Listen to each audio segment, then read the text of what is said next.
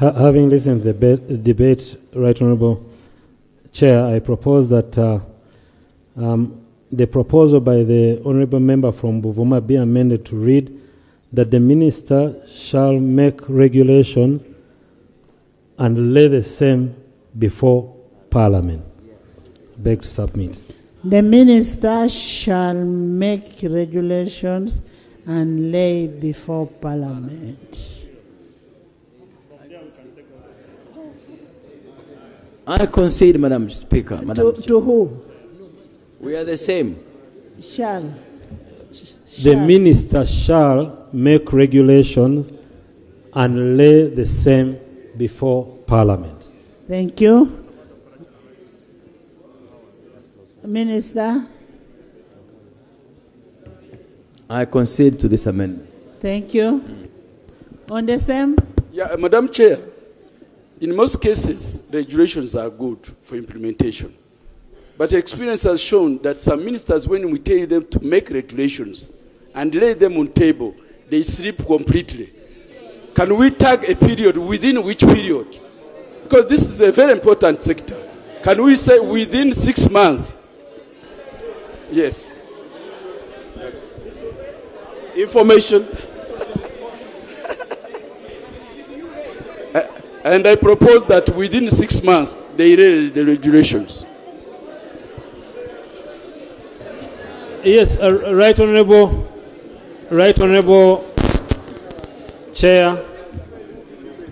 Actually, the member has an interesting proposal, but I just wanted to correct something that, just for information, Honourable Ministers hardly sleep. So they never sleep on the job, because we even find it difficult sleeping at home. But I agree, Right Honourable Members, while we are doing this, we just need to be mindful of one thing. Regulations are always evolving.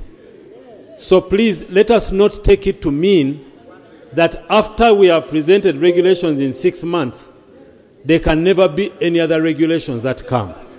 So regulations, so you are saying the first set of regulations. I have no objection to that, Right Honourable Speaker. Madam Chair. Honourable Members. Our issue on... Yes, Madam Chair. First of all, I agree the regulation can be made anytime. I think what my brother Bakabulinde, that one, what he was raising is we need to differentiate the two cases. When he has made a regulation, before implementation, it should be laid in the what? In the House. There are two things. Before implementation, it should be laid in what? In the House. It is up to him. If he has made a regulation and decides to sit on it, he cannot implement it until he has laid it in the what? In the House. So the regulation becomes effective when it has been laid in the House and agreed on. So me, why I wanted to make some, maybe for the first one, yes, we can say for this one, which is the first one, within 6 months. Anytime you make another regulation, unless it is laid, you cannot what? Use it. Yes, Right Honourable Speaker and Honourable colleagues, once the law requires you to do some act, such as laying them before Parliament, until you have completed those processes, they'll have no legal effect. So definitely, they will not have any effect until they are laid before Parliament. Thank you. I put a question that clause 54 be amended as proposed by the Attorney General. Those in favour say and the contrary nay. The ayes have it. Clause 54 as amended. I put a question that clause 54 as amended stands part of the bill. Those in favour say and the contrary nay. The ayes have it. Clause 55. Clause 55. I put a question that clause 55 stands part of the bill. Those in favour say and the contrary nay. The ayes have it. Clause 56. I put a question that clause 56 stands part of the bill. Those in favour say and the contrary nay. The ayes have it. Clause 57. I put a question that clause 57 stands part of the bill. Those in favor say and the contrary nay. The ayes have it. Clause 58. I put a question that clause 58. 58. Madam Chair, 58 is talking about savings and a compensation. Because we need the House to understand. Honorable Minister. Those are the liabilities I'm looking at. The other one may be the one paying coffee nursery, whatever, but their employees. What are you putting in the law about employees? Section 58, clause 58 provides for the saving provision, and 58.4 provides that the staff of UCDA, Coffee Development Authority, may be redeployed to serve in the public service, subject to the availability of positions. Yes. Colleagues, yes, it may, because one, you must remember that the purpose of rationalization was to reduce. So there are some people in UCDA who are definitely not going to be redeployed. So where the positions exist, they will be redeployed. But there are some who are definitely not going to be redeployed. But that has been provided for. Thank you.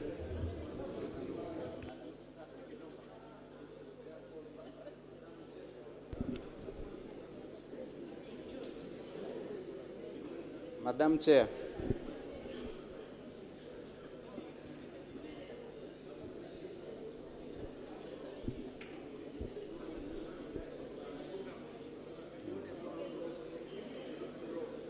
We grow. We don't underestimate.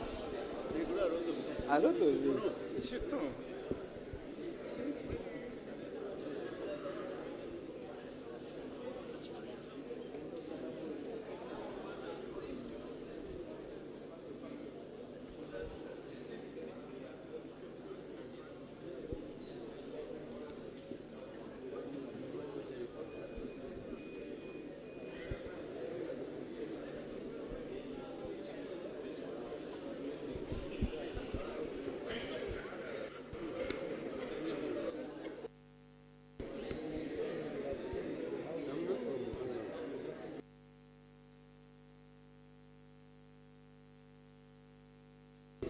Madam Chair. 58. Clause 58. Clause 58. Nandal had made a proposal on staff, and that AG had responded and said it's catered for already. So Yes, Yona. Thank you, Madam Chair. On which clause? 58. staff are already catered for. Madam Chair, whereas I agree with the change where we are saying the board members and staff of the Coffee Development Authority shall be paid terminal benefits in accordance with terms and conditions of their services. Madam Chair, we have been here. We watched UPK being merged to Chambogo University. We know where the staff are as of today. Honorable members, I put a question that clause 58 stands part of the bill. Those in favor say and the contrary nay. The ayes have it. Title. Honorable, before title, Honorable Kefa, Dr. Kefa.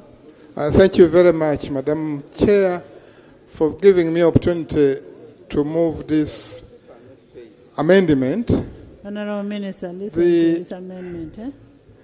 The amendment I'm moving is that we insert a new clause immediately after clause 12 to say that the minister shall report to Parliament on the performance of the functions under Section 5 at least once every financial year. And the objective of this, Madam Chair, is that there is fear in the community at the moment. And this is what we are trying to address. There is fear in the community that the promotion of coffee, the development of the coffee sector will go down. And this is helping us to put the minister, to create some accountability, to help the minister, to ensure that the minister regularly reports to Parliament on the performance of the sector. And we are assuming that with the investment in the sector, with the investment of the sector, it's likely to perform much better. And that's what actually we are likely to see, which will be reassuring to the community. Thank you very much, Madam Speaker. Thank you, Chair. I want to make a clarification that actually we appear before sessional committee every year when we present policy statement, and will be covered.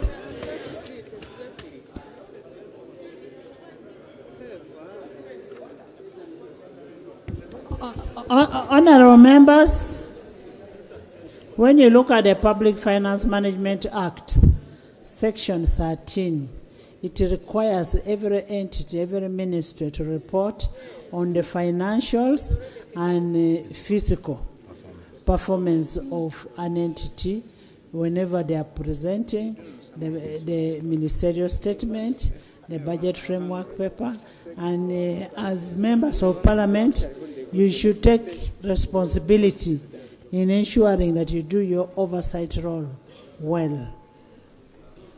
Yes, Minister of Finance, State.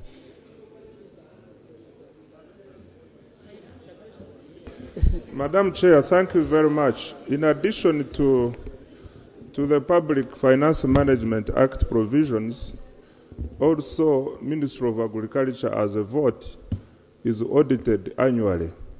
And the report of the Auditor General captures both financial, physical, and qualitative performance. Therefore, there are all ways through which there are ways provided for already through which, if we want to check performance of the sector, we have all ways. We don't have to necessarily insert a clause in the law. Therefore, I want to invite my friend Dr. Kefa to concede, to withdraw his insertion. Thank you. Honorable Gwang. Madam Chair, I also want to try to plead with my colleague, Honorable Kefa, to withdraw his amendment with the following. We are all aware, Honorable colleagues, that first you can even write a question for the Prime Minister to answer. And we have an able-bodied Prime Minister who has been answering questions here every Friday regarding any sector. Every Thursday. So for that matter, why would you want to wait for a financial year? Thank you. And to make a law which gives a mandate for a full year for you to come here? Why don't you ask as when you want it? I thank every week. I thank Madam Chair. Honorable members. Madam Chair. Title. Madam Chair, we've supported the bill and we've agreed with everything. We request that for political reasons, because of the pressure we are facing, that this is allowed, at least because of the pressure that we're having on it. We cannot make a law depending on pressure. Honorable members. Title. I put a question that the title stands part of the bill. Those in favor say and the contrary nay. The ayes have it. Motion for resumption of the House. Honorable Minister. Madam Chair and honorable colleagues, I beg to move that the House do resume and the Committee of the whole House reports thereto. I put a question that the House resumes and the Committee of the whole House resumes reports thereto. Those in favor say and the contrary nay. The ayes have it.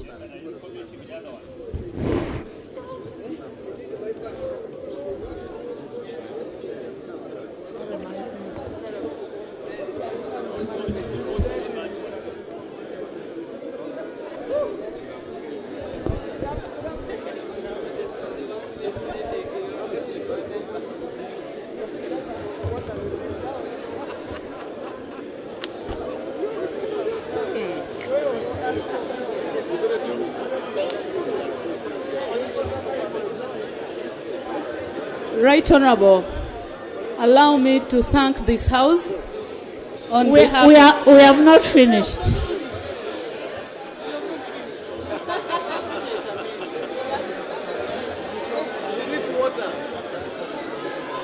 Honourable members, don't go.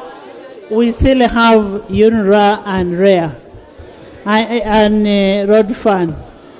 Report of the Committee of the Whole House. Honourable Minister.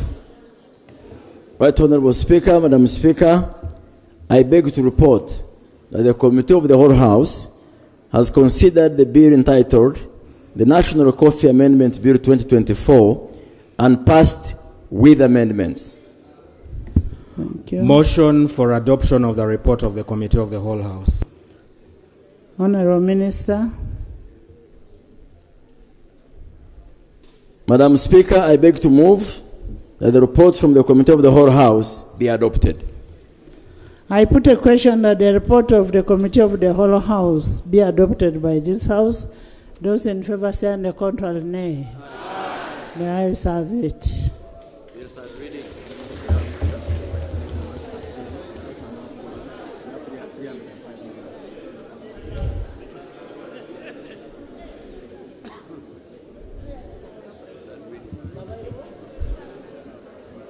Bill's third reading, the National Coffee Amendment Bill 2024. Honourable members, physically we have 305 members. And maybe to respond on the issue of conflict of interest, honourable members, at the commencement of today's sitting, the Leader of Opposition rose, citing under Rule 94 on the conflict of interest. He thought to indict the presiding officer for allegedly having a conflict of interest in relation to Coffee Amendment Bill. That is on today's paper. He also referred a statement that I apparently made upon which he imputed discrimination. From the onset, I wish to state I was quoted out of context. In any event, this house is a house of record. And being the custodian of the rules of procedure, and being the house of record, and if anybody thinks that I mentioned what the Leader of Opposition mentioned, I want to urge that member to bring a documentary evidence and lay on table. And once it is laid on table, and it is true that I said what he said, then I will be able to apologize to this country and to the persons who are affected. But before that is done, because it is not true, I will not do it.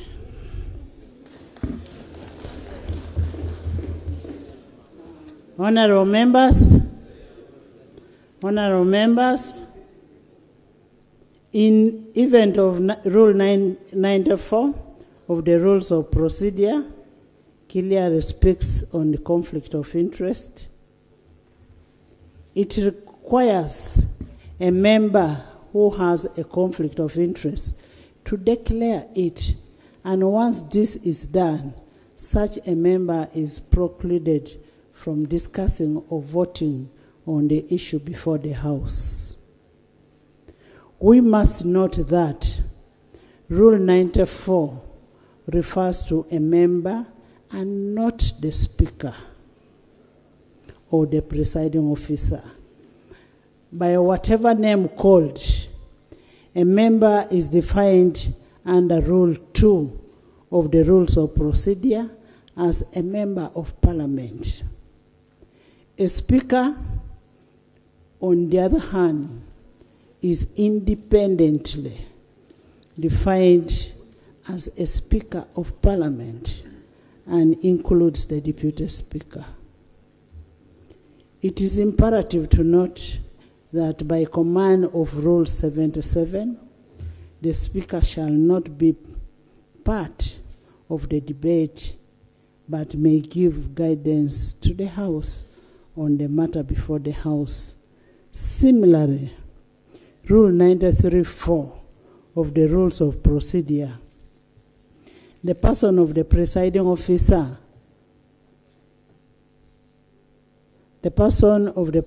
officer in Parliament or in committee shall have neither an original nor a casting vote. And if upon any question before the House, the votes are equally divided, the motion shall be lost. The Speaker or presiding officer shall not vote. As such, the rule is inapplicable to the Speaker because, as part of Rule 77.1 and Rule 93.4, the Speaker is neither participates in the debate before the House, nor does she vote in any issue before the House. That is why under 94.4, the decision on whether a member fails to declare a conflict of interest is a sole preserve of the Speaker. In the circumstance, therefore, the cited rule, therefore, is inapplicable, which was cited by the Leader of Opposition, to the circumstance as to presented by the Leader of Opposition. I am not conflicted.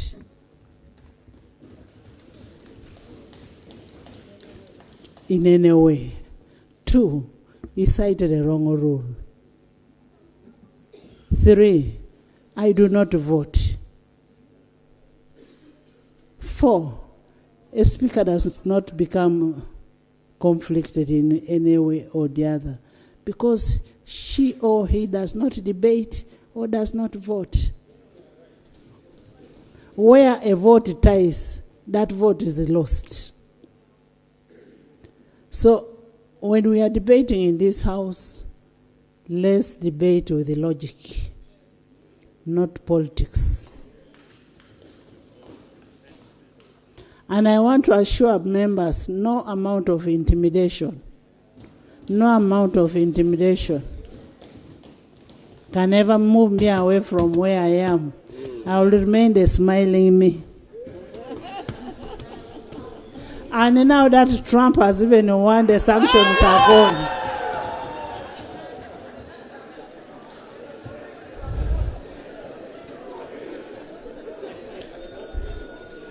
Honorable Minister.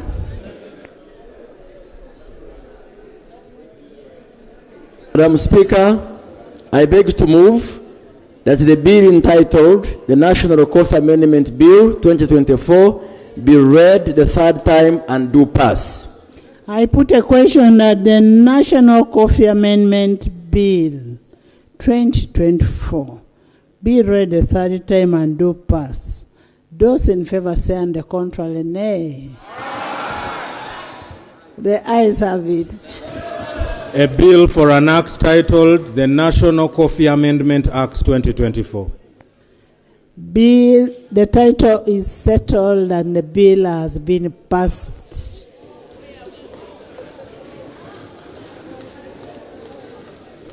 On a special note, I want to thank the chairman BCU, Honorable Nandal Mafavi. I want to thank Honorable Katuntu, Honorable Basalirwa. I want the junior Fox Odoi. I want thank Honorable Batua, the whip of DP. Whip of DP is there, and Dokolo is also here. All the DPs, UPCs, and when we say opposition is not one party. FDC is here, NRM is here, UPC is here, DP is here, JAMA is here, independents are here. Next item.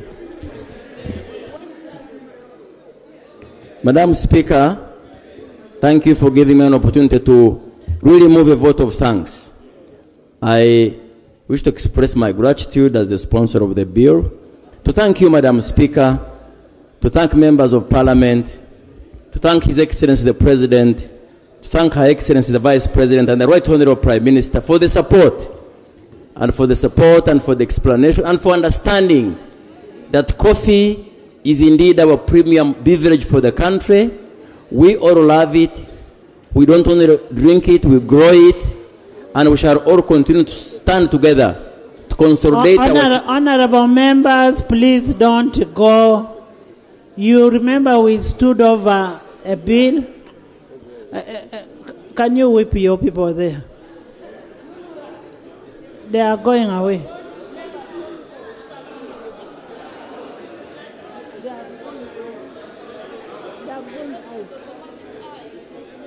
So, Madam Speaker, mine is to register a vote of appreciation to all the members and to pledge that we shall continue as a ministry with your support to ensure that the coffee value chain is developed, to ensure that our exports continue to gain access to the international markets.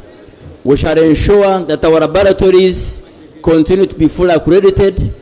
With your support, we shall ensure that our research institutes continue to produce the best varieties, and our coffee profile as a country will continue to go up. I thank you. Thank you. I want to assure Ugandans and the coffee farmers that despite the emotive debate, the intention behind this is to rationalize and consolidate our efforts for the betterment of the farmers. I thank you. Item 3 on the order paper. Linda. Thank you so much, Right Honourable Speaker. On behalf of the committee, I would also like to extend my appreciation to this House and to you in particular. You've suffered with us together, but I'm happy that we have reached the positive conclusion, and I do support the ministry and especially the statement of the minister. As a committee, will work together to consolidate the effort to achieve all these agencies that have been rationalized under the ministry. Honorable members, I need you in the House. Thank you so much, Right Honourable. I need you in the House for second reading first before you go. First come back for the second reading. Item 3 on the order paper. Bill second reading, the Uganda National Roads Authority Repeal Bill 2024. A brief one. Right Honourable Speaker, in justifying the Uganda National Roads Authority Repeal Bill 2024, I would just briefly want to draw the attention of the members, and in doing that also lay their fears to rest. Right Honourable Speaker and honourable colleagues, I was privileged to be a minister already in 2006 when His Excellency the President invited the members of Parliament to Statistics House to particularly mobilize resources for the road sector. Can you speak to your motion? That's the justification, Right Honourable. And what happened then was, Right Honourable Speaker, the money was injected into the road sector about the time the Uganda National Roads Authority was coming into effect. So there has been a misconception in the country that Uganda National Roads Authority is synonymous to good roads. The truth is that the state and the NRM government injected adequate resources for the making of roads as an affirmative intervention about the time when UNRWA was coming into existence. And it has been very difficult to separate because UNRWA came now into effect in 2008 when the first 2 trillion was put into the road sector. And that's how people started seeing roads. Thank you. Why we have decided that it has outlived its usefulness, we want to streamline the management of the ministry. We want to reduce the administrative work of the